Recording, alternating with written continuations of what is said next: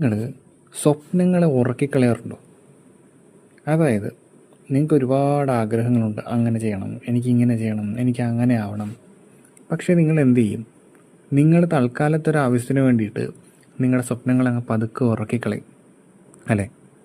അപ്പോൾ ശരിക്കും നിങ്ങൾ എന്താ ചെയ്യേണ്ടത്? ഇങ്ങനെ നിങ്ങൾ ചെയ്യും തോറും നിങ്ങളുടെ മനസ്സിലുള്ള ആഗ്രഹങ്ങൾ നിങ്ങൾ നടത്താതെ വരുന്നത് കാണുമ്പോൾ ബ്രെയിൻ നിങ്ങളോട് പറയും, അത് ശരി, ഇവനിതൊന്നും നടത്താനുള്ള പ്രത്യേകിച്ച് കഴിവൊന്നുമില്ല, ഇവനിങ്ങനെ എന്തെങ്കിലും ആഗ്രഹിക്കും, അങ്ങനെ ആലോചിച്ച് കളയും, അത്രയേ ഉള്ളൂ. ഓക്കെ, നമ്മളിനി അത് മാറ്റി തിരുത്തുക. നമുക്ക് അങ്ങനൊരു നേച്ചറല്ല വേണ്ടത്.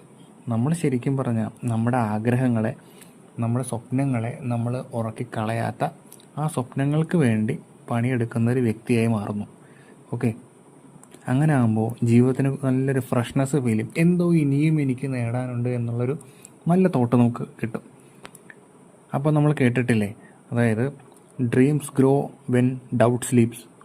അപ്പോൾ നമ്മളെന്താ ശരിക്കും ആരെ ഉറക്കണ്ടേ? നമ്മുടെ സംശയങ്ങൾ ഉറക്കുക, സ്വപ്നങ്ങളെ ഉണർത്തുക. ഓക്കെ, അപ്പോൾ സമാധാനമായിട്ട് ആദ്യം നിങ്ങളൊന്ന് ഉറങ്ങിക്കോ. Good night.